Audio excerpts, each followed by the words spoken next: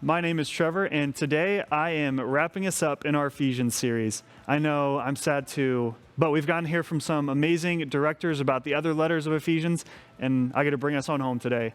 And what I'm reading from in Ephesians today is a letter to the Ephesians that Paul wrote, and Paul is talking about putting on the full armor of God. In these past couple Ephesian letters, Paul has been talking about taking action.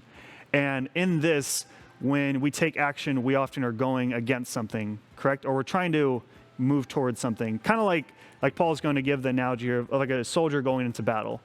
When we do that, what does a soldier typically do? A soldier puts on the full armor, right? Puts on, has their sword, their helmet, their shield.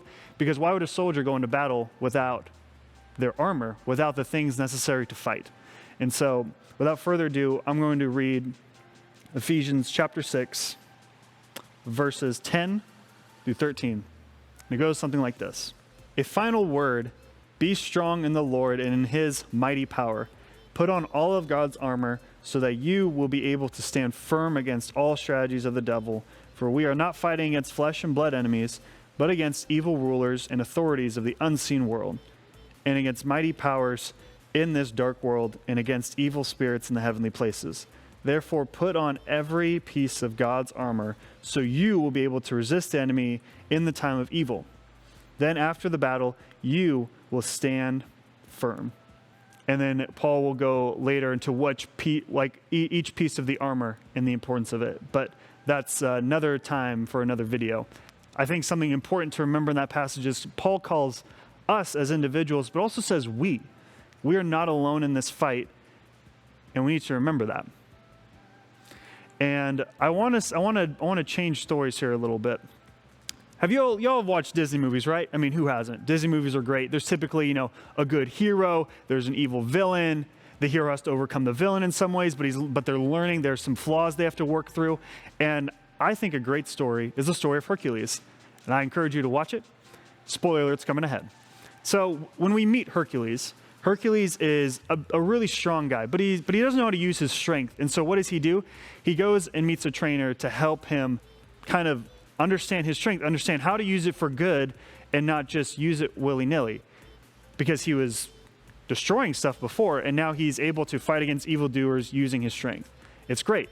So he goes to a trainer, he develops habits, he gets in training, and if you've ever trained anything, whether you're a musician, an athlete, whatever, you know that repetition is perfect.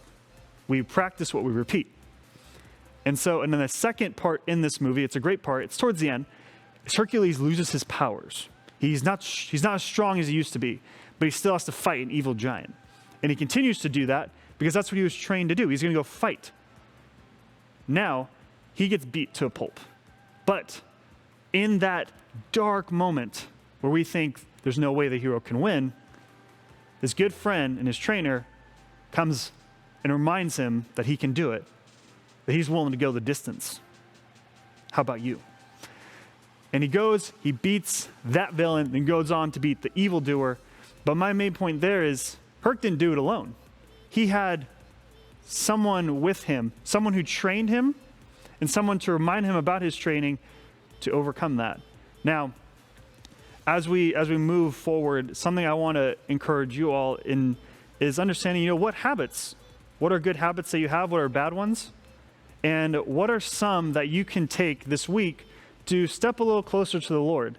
In the beginning of the passage, it says, be strong in the Lord and in his mighty power. God is a lot stronger than any of us. And when we take time to trust him and understand him, we trust him even more in his power. Now, I don't know about you, but I'm not going to trust someone I don't know as well. So when we take time to understand God, when we take time to understand who he is, we trust him with the things we can't control. Like this past year, it was crazy. And so that's the importance of just maybe developing small habits, like maybe praying before dinner, maybe it's taking time to put a verse of scripture on your phone and just memorizing it. And I'm sure there's hundreds of habits, and if you want to know more, talk to your local youth pastor.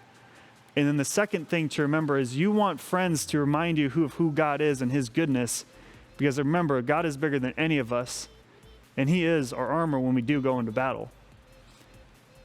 And so when we lean into him and when we finish and we understand his strength and we trust him and we have good friends to remind us about who he is, despite where we might be, like in that current moment where it just feels like nothing makes sense, it takes good friends to bring us back home and remind us the goodness of God, the goodness of Jesus, that he is always with us and that he is our strength no matter what.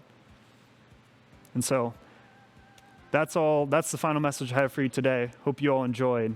Take it easy.